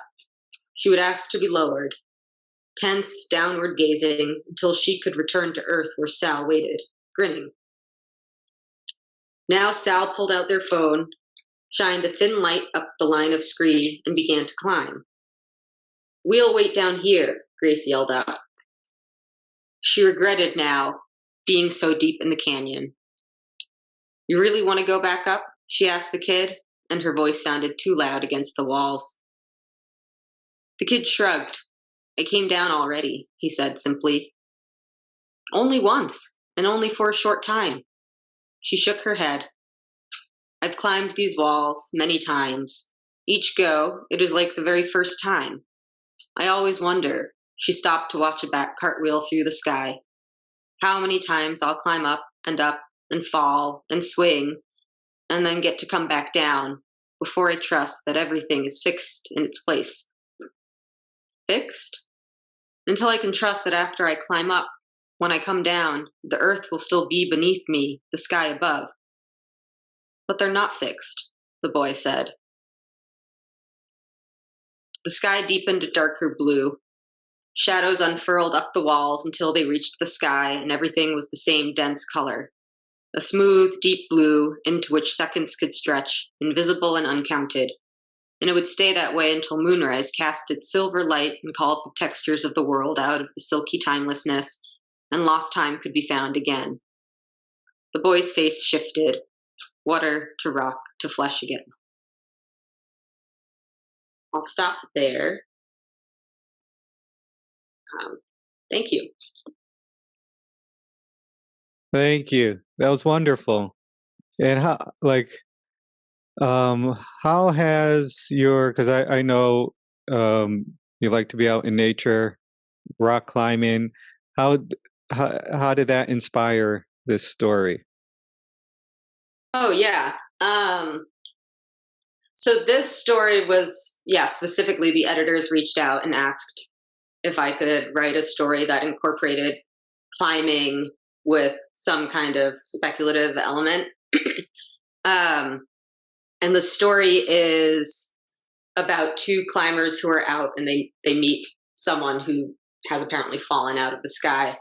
And it's based on an area that one of my favorite places to climb in Bishop, California. There's an area called the Owens River Gorge. And, sometimes you can be climbing in there and it's very beautiful and quiet and desolate, and it seems as though anything could happen. So I just imagined what would it be like to be climbing and then meet a visitor that you weren't sure where they were from. What was the visitor's name again? He doesn't have one. There was one of the characters is Grace.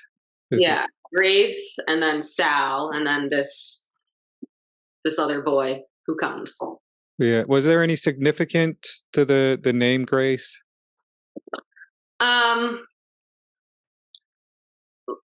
Maybe a little bit. Maybe a little. Yeah. You'd have to read the rest of the story to see. Okay. Endria, how did you start writing? I mean, did you have an idea in mind before, or was it fully fleshed out before you started writing, or what was it at the beginning that you had to begin? Yeah, with this story, I started with just the first line of he fell out of the sky, Sal said. And I was like, I like that line. So let's see where that could take us. And I didn't know at that point, who had fallen or why they had fallen. And I sort of followed that idea. Especially it opened up a lot of possibilities because in climbing specifically, there's always frightening possibility that someone might fall when they're climbing, or that you might see somebody else fall. And being able to sort of play with that idea of what if you did see something catastrophic, but it ended up being very different from what you thought it was, and maybe not such a catastrophe.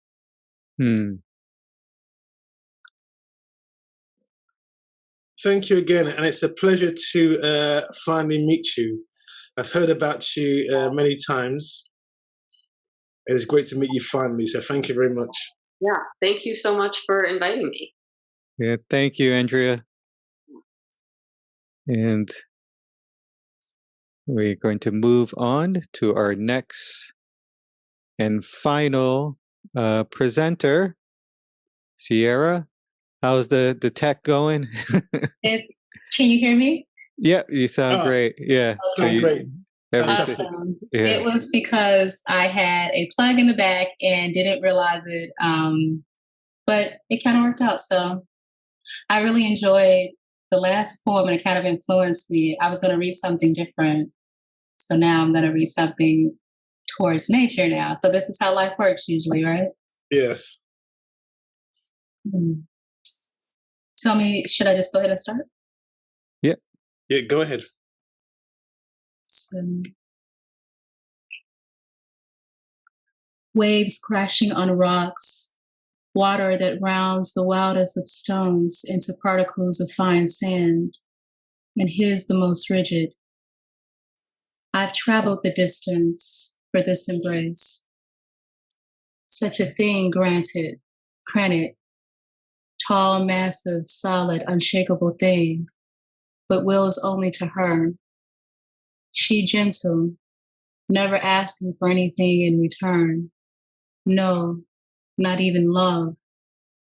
But soon he will become something new. Almost naked to the eye with love, something new. He became granules of fine sand in her waters, retreat to teach other shores desolate, begging in their efforts to be something new. Touched by her, the way he knew only her might could, hands sometimes swift and violent and gentle, and it was only then he understood the mourn of her other lovers. The moon, surely theirs was strong, will swaying her with an assurance that no one else could. No, not even his, and he knew it. The magnetism was, well, still is. Yet she said their love, although pure, was one-sided, and she moaned for him to be moved by more than just the sight of her. Blinded by his own desires, he never could. It was the mingling of our lights lovers kissed by, she said.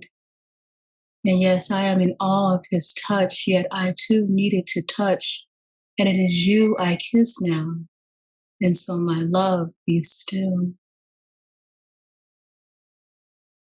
It was the intensity of that kiss that first cooled him, when he was hot molten, burning with every sort of desire, shooting rapid from the core, fire penetrating through cracks to explore land, demanding that he makes room for him, and she the only one with gentle enough hands that can touch his fury without being burned. She fused him together with love. This is why he could not understand with a union such as theirs she would leave him. And so a million pieces of sand reflecting the sun, hand blown to form glass and mirror, sand castles to be tossed around by children. But it wasn't them that willed him. He realized he was the one molding them, reflecting their souls. For some secrets are secrets when kept closed, while others still are when exposed. Strange then he remembered the wind, stroking her with an ambition the moon couldn't comprehend, she'd used to say.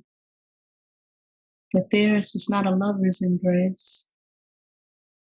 It was with his will that she could reach me, the only way that she could wrap around me and free me from myself. And I am free now, a million granules of sand free now, and she, freedom, coming back only as a reminder.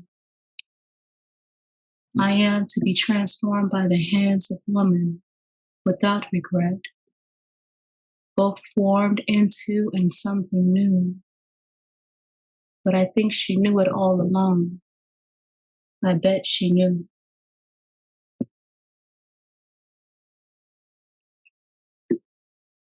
That's it. Wow. That, like, I really felt that, like, so many different levels and layers to that. Like, it was really, really beautiful.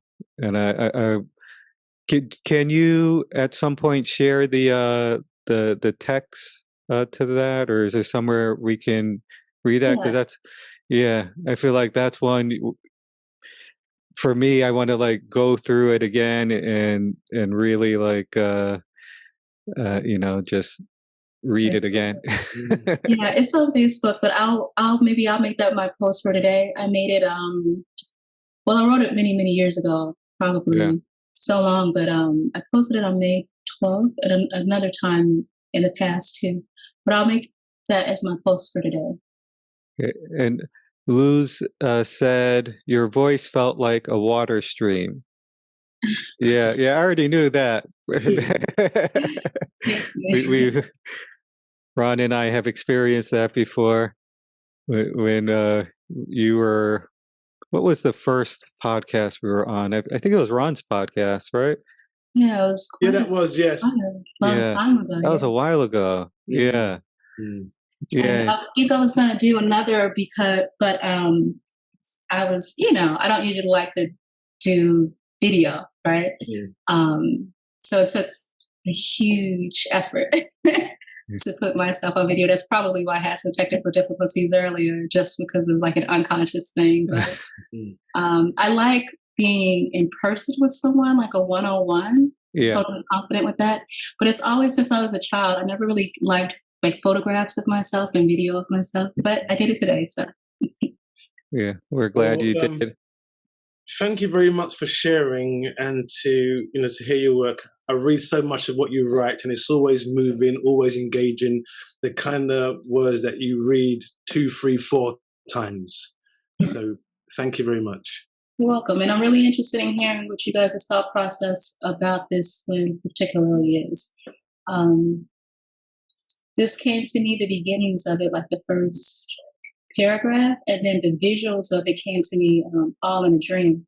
And I woke up immediately and I just began to write it down. And I was attempting to not lose any of what it said, because that happens pretty often. Like I'll wake up and then, or while I'm asleep, I'll tell myself, "You're asleep, wake up and write this down." So it'll tell me certain words that's like ancient dead languages. And then I'll research it and it's like that word doesn't exist anymore, but this is what it used to mean. You know what I mean? So it's definitely maybe it's an unconscious God consciousness or something like that, but this one definitely was one of those thought processes. So I'm really interested, particularly in you guys' your thoughts of what this means to you. Well, for me, it felt like, that's why I said I would need to read it again. But from what I was picking up from it, like just the visual and the feelings for it, is like what I visualize is the sand. When I see sand, there is a reflective element to it, to sand, and I felt like the sand is like kind of represents. See, I'm having a hard time explaining it. That's not a bad thing. Yeah. And you're close. I was just, I could feel it and see it as you were talking about it. Like all these parts of it. It's like how everything is. There's not really anything solid. Like everything is broken up.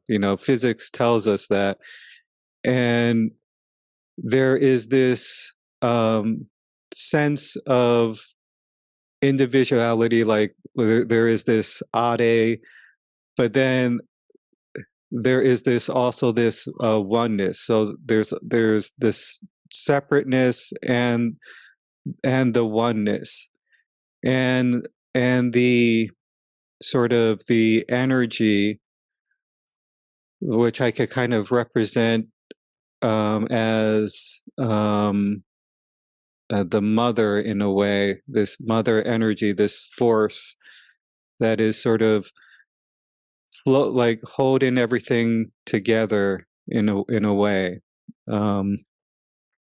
There's a lot more to it. I'm just not at this point able to kind of express it, you know.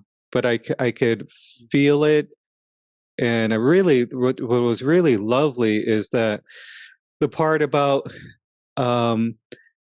you know, that like even kids and people were like, you can mold these, you're molding these pieces, the sand into creating something, but at the same time, the sand is creating you. So like it's like creation creating itself, creation creating and creating and creating.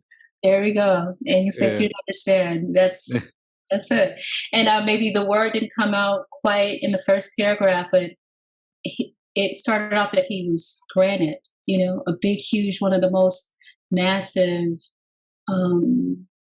unscathed pieces of granite, you know, the size of mountains, right? And so from the size of a mountain, this granite, this unshakable thing, right, turns into these little particles of sand. And, you know, that's why I said she freed me from myself. And so it's nature. We personify it, but this is just the activity of nature, right? And so what can break down something as strong as granite? Of course, water. But over a period of time of that constant crashing, right? So it's a loving, but both chaotic and gentle and necessary and all of the things, right?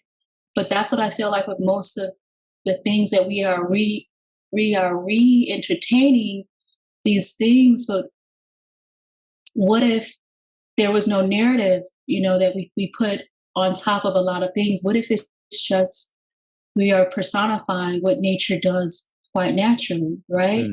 Big, huge galaxies crashing into another big, huge galaxy and then forming into one and not wanting to because it had its own kind of rotational give, and now it has to kind of, you know, co-create, right? And then separating and then coming back together again and then going back out into the abyss of nothingness, or so they say. But yeah, so and them in the form of lovers, right? And so what was the other lovers of water? You know, the moon and the wind, and but the wind wasn't a typical love affair. It was just what could allow the water to bring it to the granite, right? So that it can free him from himself. So I see this when I'm listening to people and they're talking about their lives or situations or just daily things. And it's like, I can see nature moving through that. But we put a narrative on it because we want to feel like we're important and it's very unique to us and this is our identity and all of the things. But then we have to break down that identity into the smallest particles, which are just the elements, right? And so this is a story of that. So I'll post it and then maybe we can engage in another conversation off screen or whatever. And I want to hear more of your thoughts, just because for a more of a male point of view, I spend a lot of personal time with myself. So I know what I think, right? Yeah. I would love to hear. And, you know, I value you guys' opinions and your thoughts. So, yeah. Thank you, Sierra. I mean, lots of your words, we sit here and a lot of listening goes on, and the way you describe as well, sometimes you can sit here and take it all in. And so thank you very much for sharing your work. And thank you very much for coming onto screen and for being here today. You're welcome. It's my pleasure. Yeah, and do post the That poem, I think you could have a whole discussion. I mean, it's really amazing that the everything that was packed into that.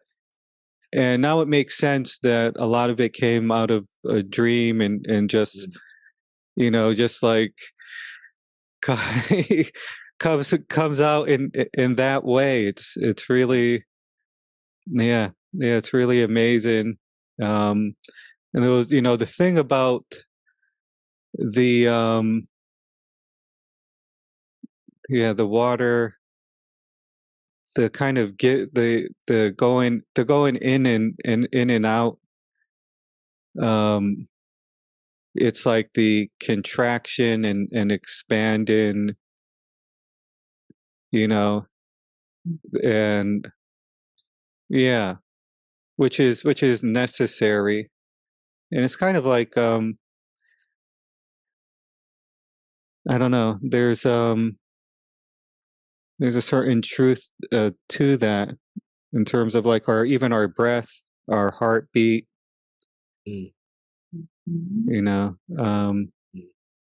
There's a lot to yes. There's a lot we can take time to go through there. And it's been do you know what, it's been, Ade, I think doing this, hearing the poems and stories that have been read and the personal places that they have come from, it's been an absolute honor to hear the work from these people from all over the world, to have this connection. It really has been, and I've learnt a lot just being here and listening. Yeah. And so Sierra, where could people find your work? I post daily. Well, maybe not daily. I post daily, but I make it where other people can see it. Maybe I attempt to do it every day, but sometimes it happens like 3 times a week. I am getting prepared to put these items together to create maybe more than one book, maybe a series, because I have thousands of writings. I don't necessarily call them poems. Other people call them poems, but I guess some of them will be considered. And so it will be coming out soon. I'm looking to see which ones to put together. And then at some point, I'm going to also create not just a book of writings, but like an actual book. So then there will be a little bit about my own story or my family's story put together from what inspired the poem. But it won't say this what is inspired it. It kind of, And then I also see at some point,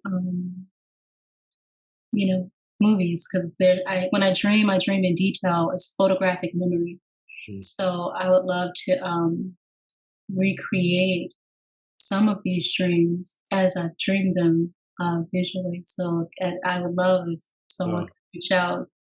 My images in my mind come out in a more cinematography type of cinematic type of way anyway. So that's why sometimes it may take 10 years before I would actually post a poem or a writing, because I'm looking for the exact image that goes with it, that can kind of invoke it without even saying the words. The image says what the poem is already, or the writing is going to say anyway. So, it's to come. But one will be coming out pretty soon, because so many people have asked for it for so long. And I think I'm ready. They don't belong to me anymore. I used to feel so attached, because I also too, I'll edit, but I won't edit out the truth, So when these things are coming right out of your gut and out of your soul, you feel as though is this ready for others to see? And so, you have to kind of give birth to it and then release it out, and then just, whatever a person takes from it is what they take from it. I'm definitely on Facebook, and I think that you guys have my link to what that is. And then it will be in book form. Yeah, we'd love to have you back for a podcast at some point. Maybe when you're going to release the book or something, or we could talk about whatever. I know you could talk on a lot of subjects. But yeah, I'm excited for the book, and I know a lot of people. I've always, when I read the things you share on Facebook, I do see a lot of the comments. When are you going to put that book out? This needs to be in a book. And you also had shared with Ron and I that you do have like a safe with a lot of poetry, because you hadn't been sharing them. I think you weren't like so quick just to share them. It's one of the reasons is because for Facebook, for me, it's not like a regular platform like for most people. It's actually like my diary, right? So it's it was a way for me to be able to write out things so that the universe could hear it, and then for me to like put out any angst or things that I was confused about, and just different things. So it was just a dialogue between me and the universe. And then everyone else who's listening in, they're a spectator of like, I guess not a spectator, but like they're listening into a personal conversation. I'll say that. Yeah. And so it's a little challenging for me to even like put a comment, if someone writes a comment, to respond back, because it's a very private space. But I've opened it up to the public. But it allows me to write so honestly, as if I'm just listening to myself, right? And then hearing with the response or the answers back from the universe, from back through myself. You know what I mean? So it's a very cathartic thing for me. So I've posted many things actually every day. I just don't necessarily make it available to others to be able to see, but they're there. They're definitely there. And then when I kind of feel like, okay, I've been able to let go of it a little bit more, because sometimes it comes out so raw, like it cuts like a knife. It's so sharp, and it's so sharp to me. So then to give it to the general public, you know what I mean? That's I think there's a certain level of responsibility that's needed, and to kind of heal myself through it. So then therefore, when I do send out the information, it's still raw and it still cuts, but the healing energy and element is attached to it that you probably don't see that's around it though. You know what I mean? Yeah. So this is an interesting experience of sharing, to others, and this play of like personal versus private, Yeah. And I look to create a podcast as well, but I probably would do it at night, and but I'll record them, and then at some point I'll be able to send a link to that too. That's going to be a little bit of a longer process, because really just strangers that I meet say the same thing. They're like, well, how can I become a financial investor? Because I just want to hear more of whatever it is that you have going on. And they've never even listened to any of my writings before. Yeah. So, and it's been happening really pretty much all my life. So I think it's about time to allow it to be public, I agree. Well, thank you for joining us today. And thank you to all of our presenters. And thank you, Ron. This was Ron's idea. He was very inspired to put on this the poetry corner, and I really enjoyed it. So thank you, Ron, and thank you for everyone that joined today. Thank you, everybody. It's been a wonderful show. Some really glorious work, and honored that people have come onto this platform, onto our podcast to read their work. So much has been so moving.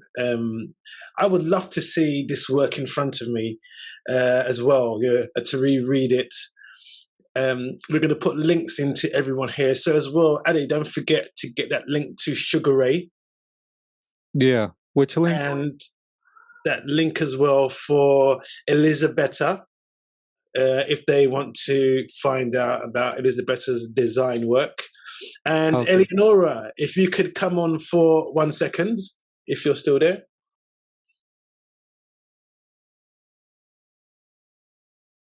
if Eleonora can hear.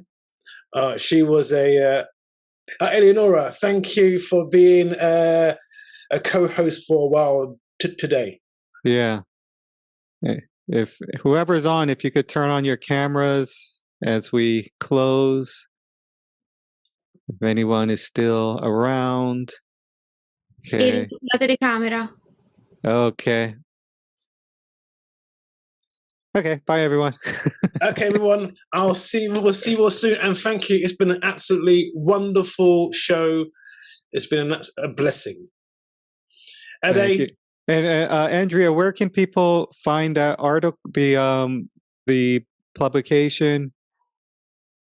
Oh, it's Alpinist Magazine, and there's a link to it on my website, just EndriaRichardson.com. Okay, very simple. It's Endria with an E. And send all your links to Ade. He does all that stuff. Send all the links to Ade. He will do all that stuff and he'll put it on there. So thank you, Ade. Okay. Bye, everyone. Ciao.